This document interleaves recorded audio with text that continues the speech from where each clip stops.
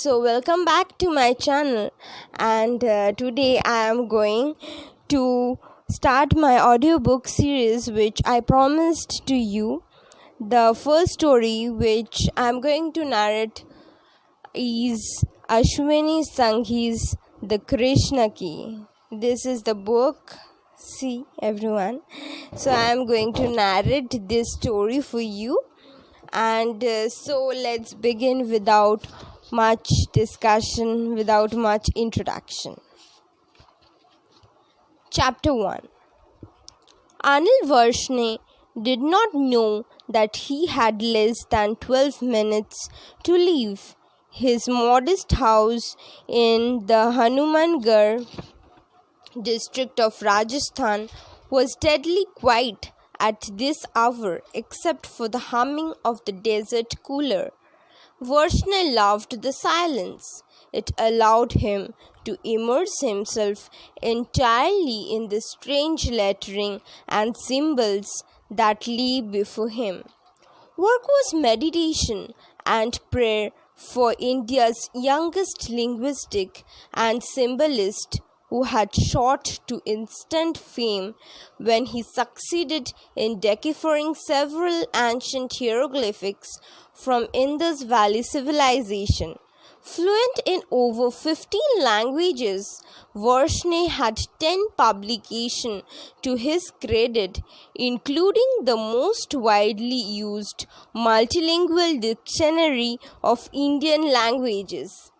He was ancient writing systems what Bill Gates was to operating system.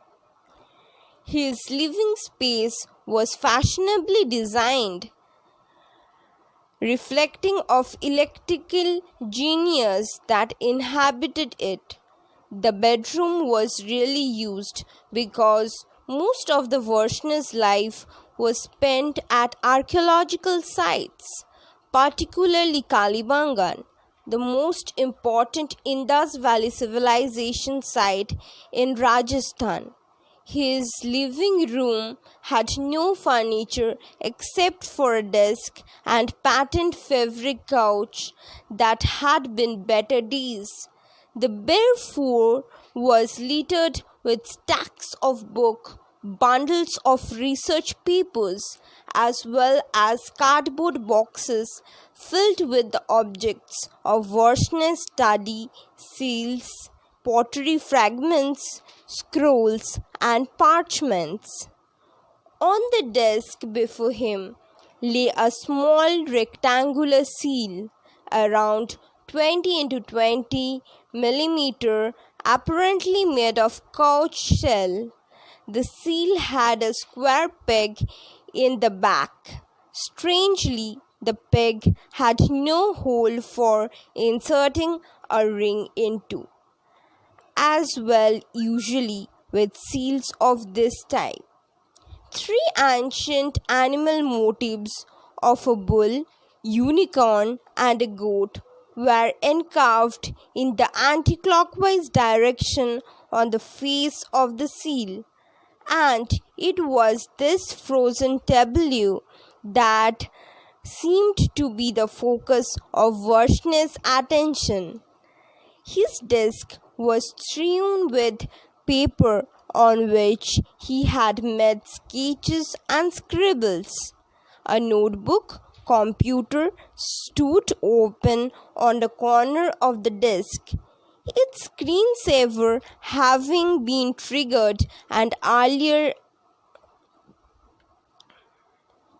A brushed steel desk lamp shone a single white beam of fluorescent white light on the seal and the papers surrounding it. Varshne, obviously, to everything else around him, was closely examining the images on the sill with the Carl Zeiss 20x magnification. Varshne's outward appearance was that of a Greek. Ill-fitted clothes, uncombed hair, and shirt pockets stuffed with variety of rotting isograph papers. His face was blemished with mild eruption of acne, and his personal hygiene left a lot to be desired. But grooming, bathing, and racing were completely inconsequential in this world. Varshney had spent several years at various Indus Valley sites, including the recent one at Kalibangan, painstakingly creating a database of 8,000 semantic clusters from his lexicon of 30 Indian languages. For the first time since the excavation at Harappan in 1921, Varshney now seemed to have found a way to explain the strange hieroglyphics on over 5,000 seals discovered at such location. Varshney was obviously to his surroundings and did not observe the shaft of light falling on the floor that gradually widened as the main entrance door of his house had quietly opened. The lock had been expertly picked. He did not notice the beam of light disappearing as the door was gently closed. He did not hear the quiet footsteps of rubber soles on the ceramic tiled floor, nor did he feel the breath of stranger on his neck. He only screamed when he saw the intruder's face reflecting on his computer screen, but by then it was too late. No sound emerged from Varshney's throat because the visitor had tightly clamped a chloroform-soaked handkerchief over his nose and mouth. Paralyzed with fear, Varshney struggled to lash out with his hand. The desk lamp fell crashing to the door, and suddenly his house went completely black. Varshney found his right arm being viciously twisted behind his back, while the handkerchief retained its vice-like grip on his face. A searing pain shot up by his arm, bringing tears to his eyes and momentarily stunning him. He could feel himself passing out on the chloroform, slowly walked on into its way to his system. Soon there was a complete stillness and silence. The intruder effortlessly lifted the unconscious Varshney from his chair with his latex-grooved hands and placed him on the legs stretched out before him.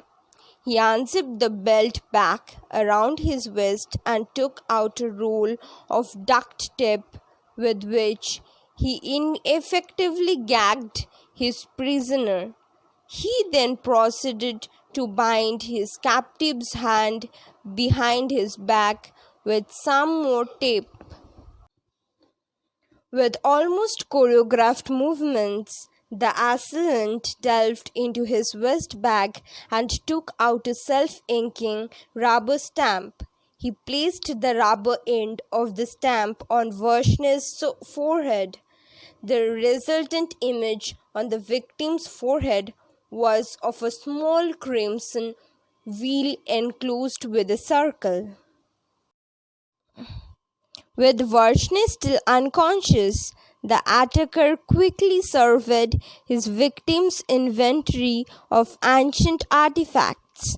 He ignored everything except the three-headed animal seal that had been Varshney's object of attention prior to the attack.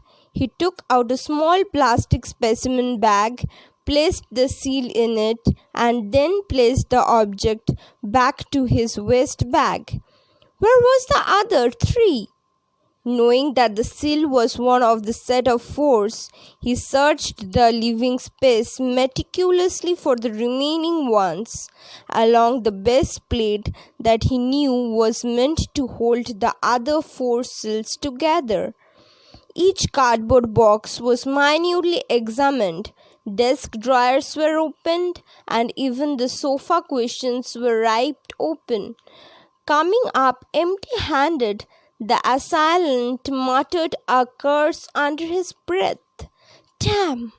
Resigned to an oily partially victory, and having surveyed his handiwork, he took out a sworn mortal scalpel that had been custom engraved with the initials R.M.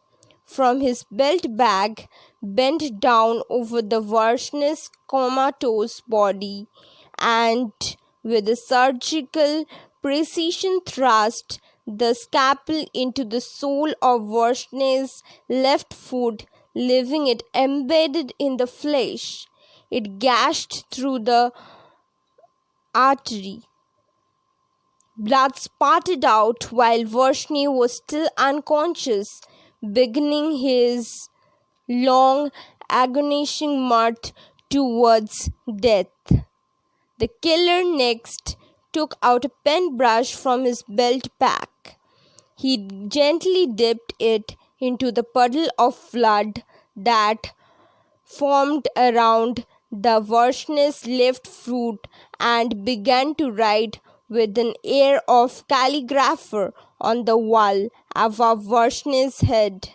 Mlecha nivahani dhane kalayasi nakaravalam धूमकेतुम इव किम अपि करालाम केसावधृता काल की शरीरा जय Jagdish Hari.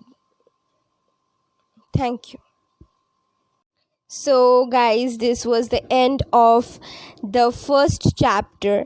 I'm going to come with the next chapter in my next video. So stay tuned till then. Follow my channel, and if you like the audiobook, please like, share and comment. Thank you.